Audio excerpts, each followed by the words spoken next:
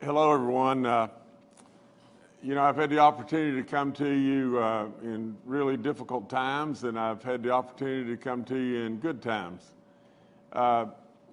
You've honored me beyond belief in letting me be your governor and electing me 2 times, and through that, there's been big challenges, big decisions, big things that had to be, decided upon. With that, we had a Supreme Court that drifted in a lot of different directions that weren't good. All of a sudden, you had a governor that was to bring you and appoint 3 Supreme Court judges. First time in all history. We had to make the right decisions, did we not? And we did. We did when we appointed Tim Armstead, Evan Jenkins, and John Hutchinson. Now, today, you have another historic moment that is historic beyond belief. You have the creation of a Court of Appeals, an intermediate Court of Appeals. Now, just think about this.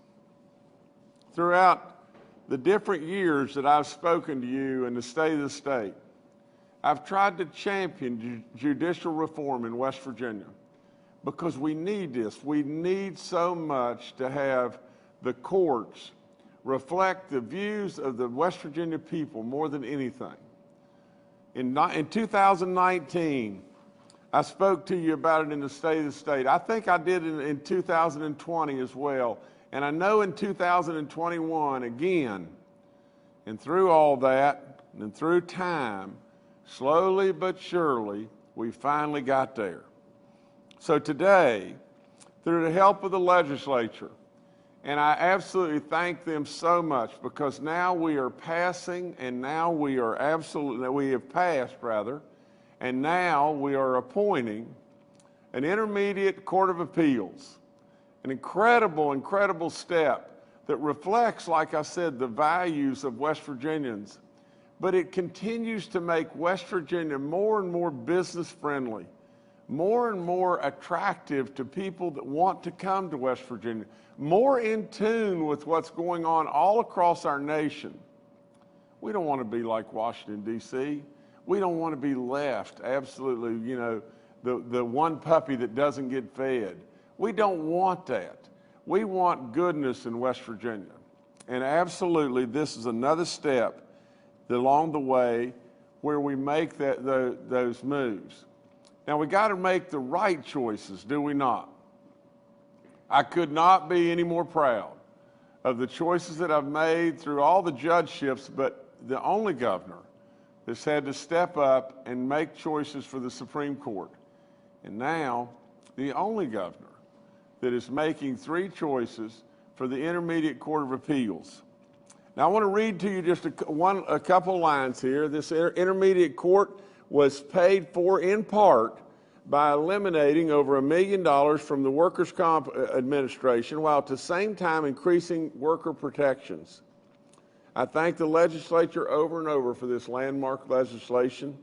This is really good stuff, and I especially thank Charlie Trump. Charlie Trump has been determined, and year after year after year after year, he's brought this up and everything. But to all the people, to President, Craig Blair, to the Speaker, Roger Hanshaw, and all the people that made this become a reality, I thank them. I have tried to champion this for a long, long time. Judicial reform. West Virginia needed this so badly, and absolutely this now is a step forward, and I am really proud. Now I'm going to go start with our 2-year appointment, but I am appointing today Thomas E. Scarr, to the West Virginia Court of Appeals for a term of 2 years, 2.5 years rather, concluding on December 31st, 2024. Tom's from Huntington. He is currently the president-elect of the state bar, and Tom has extensive experience in civil litigation and labor and employment law throughout this great state. I've known Tom very well, and I really truly believe that he'll do a fabulous job. And so if Tom could come on, I think we've got Tom on right now. And if Tom could come on, how are you doing, young man? Very much. I'm doing very, very well, and I want to thank you for this great honor. I'm looking forward to working with the other judges in the Supreme Court to establish the Intermediate Court of Appeals. Again, thank you so much. Tom, thank you so much, and thank you for all the years of great work. We really appreciate you, really do. Okay, for our 4-year term, I am appointing a friendly face, a fellow that I appointed before, Daniel Greear. Dan has been around a long time, and Dan currently is the Chief of Staff, for our Speaker of our House and everything. He is the General Counsel for that as well. But Roger Hanshaw and is, of course, we're all very familiar here with Dan. I appointed Dan one other time. I feel like that he is the right man for the job. I have said it over and over and over. When I appointed Dan before, unfortunately, he lost an election and everything, and that's just part of it. But he's a good man. He's a good man with his heart in the right spot. He's got great conservative values. Lots of people have spoken up for Dan. One person, is really close to my heart, Dan Anderson, is, a strong advocate of Dan. But many people have come forward. And I think I know Dan, and I know him very well, and I think Dan will be a great judge. And like I said, this Intermediate Court of Appeals needs to have a conservative flavor to it. It needs to be fair beyond belief. We all know that. But in this, I think this man will do a wonderful job, and I am appointing Dan Greear to a 4-year term. It's really 4.5 years, and it will expire on December 31st, 2026. So Dan's with us right now. Governor, first of all, Merry Christmas to you and your family and to all of West Virginians. Happy New Year. But I want to thank you, Governor, for the faith that you placed in me once again, and just thank you for this opportunity. I look forward to working with my fellow judges, the Supreme Court, the legislature, to make sure that we make this court a success and that it serves all of West Virginia. So I want to thank you for this opportunity. Thank my family with me here today, my wife, my 2 sons, Josh and Ben. Thank you for their support, and just thank you for this opportunity. And as you mentioned Thursday in your prayer service about praying to God for wisdom to get us through COVID and those things, I also would ask West Virginians to join us in praying for God's wisdom and guidance as we start this new endeavor. But thank you very much, Governor. I appreciate the opportunity. Look forward to serving the people of West Virginia. Dan, thank you.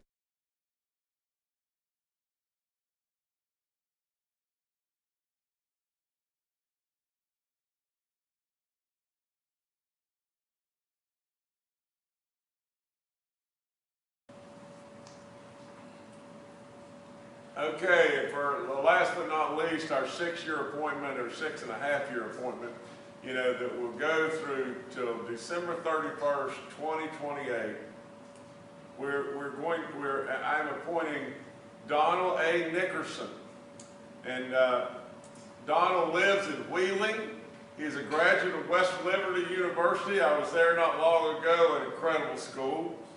And the Capital Law School. He is a municipal judge in Wheeling and also an Ohio County Commissioner. I can tell you that so many people, many people have recommended Donald. I don't know him personally, but I can tell you that without any question, I know of his experience, and I know the job that he'll do will be phenomenal. Absolutely, without any question, of all these candidates, this was the most outstanding. But absolutely, Donald will absolutely lead us and do a phenomenal job. Dan will do a great job. Absolutely, Tom will do a great job without any question, both of them. Absolutely, we have, in what we've done here is we have We've spread this out all across our state, have we not? We've got somebody from the north and somebody from the central part of the state and somebody from the western part of the state. We have absolutely spread this out all across our state. And so I congratulate Donald, I congratulate Dan, and I congratulate Tom. And I absolutely want everyone to know of this moment, without any question in me, my responsibility when it was said, Governor, we've got a real mess in the Supreme Court. And we've got people resigning and people possibly being prosecuted, and we've got all kinds of problems in the Supreme Court. And we've got to put integrity back into that court, do we not? We have absolutely got to push the reset button and make sure that we get it right. And we did. We did. I mean, look at the judges, the justices that are there that we put there. Tim Armstead, Evan Jenkins, John Hutchinson. How could you argue with the quality and the integrity of those people? You can't. There's no way.